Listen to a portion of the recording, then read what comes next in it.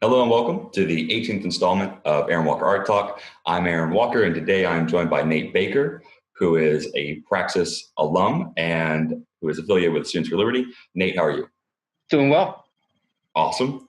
Nate, today you've chosen Sam Hyde. Why don't you explain why you chose that piece? I thought it was very interesting rendition. I'm assuming of his TEDx talk, at least when we had that epic kind of I guess went viral for a while there. And so I really appreciated that. And I really couldn't tell exactly what you used to actually create that piece. What brought you to kind of, what inspired you to recreate this?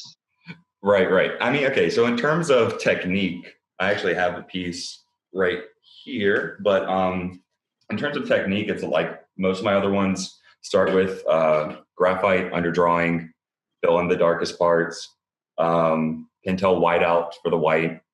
The motivation, you're right, actually. Like, this is him in what is it, the Trojan guard. He's wearing like a red tracksuit in the video with like gold plastic like warrior like body pieces on top, which is hilarious. It's at a TEDx event.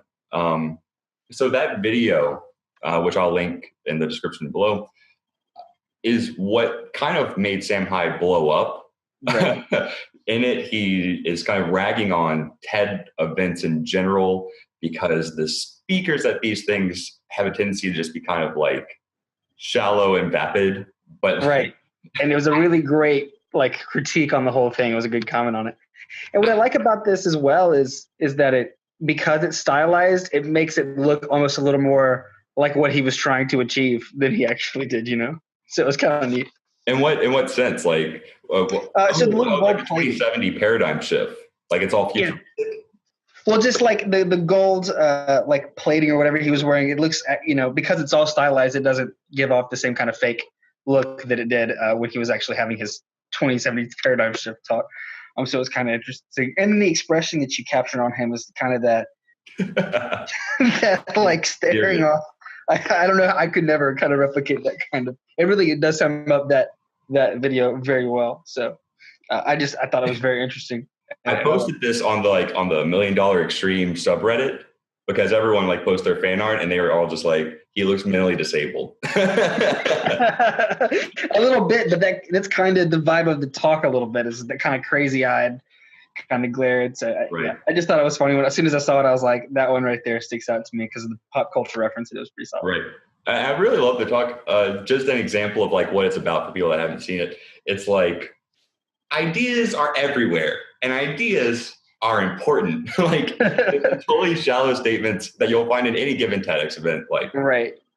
And then he progressively gets more and more wild over time. Like, he's testing the audience, and they're kind of still taking it seriously. And then at some point, and it's not clear when it is, the audience kind of realizes it's a joke and accepts it.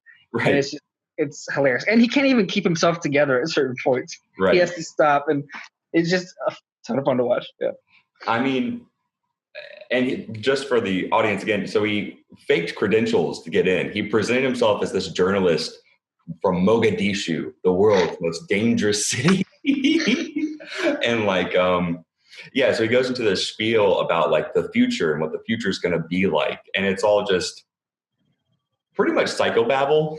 Like, the currency is garbage and like we're milking their for protein. Like, it's incredible. Yeah, it's a great thing. It's kind of interesting to see this as kind of a commentary on commentary. It's kind of like Inception. Mm-hmm. So yeah. Hyde actually, he made this after his TV series got pulled, or I've been in the midst of that. He was making this book, right, called How to Bomb the U.S. Government, which you might have heard of. I'm not sure.